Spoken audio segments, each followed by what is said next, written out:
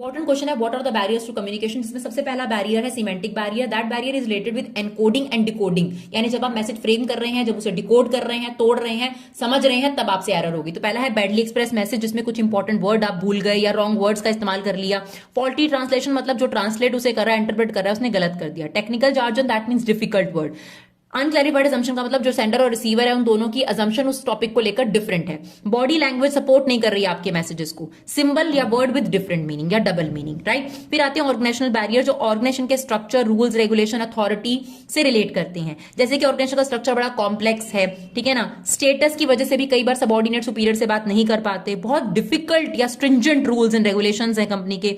Organisation की policy ही नहीं है कि आप एक दूसरे से बातचीत कर सकते हो, फ्री फ्लो नहीं है।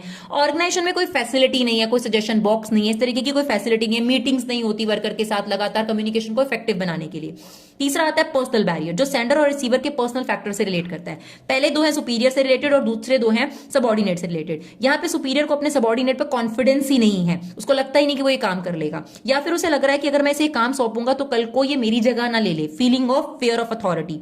तीसरा है अनविलिंगनेस टू कम्युनिकेट, यहां पर सबॉर्डिनेट के बारे में बात बताई है, सबॉर्डिनेट ही कम्युनिकेट नहीं करना चाहता, या फिर उसे लग रहा है कि अगर मैं कम्युनिकेट करूंगा तो मुझे फायदा क्या होगा। लास्ट बैरियर है आपके पास psychological barrier, that is related with the state of mind of sender और रिसीवर। दोनों में से किसी का टेंशन नहीं है बात को करते वक्त या सोचते वक्त। प्री मैच्योर रिविलेशन, दोनों ने एक दूसरे के बारे में कोई पहले से थॉट प्रोसेस रख रखा है, या दोनों एक दूसरे पर ट्रस्ट नहीं करते कम्युनिकेट करते वक्त। या फिर सबसे इंपॉर्टेंट होता है loss of transmission and poor attention, यानी बताते वक्त और उसे रिटेन करते वक्त जो लॉस हो जाता है।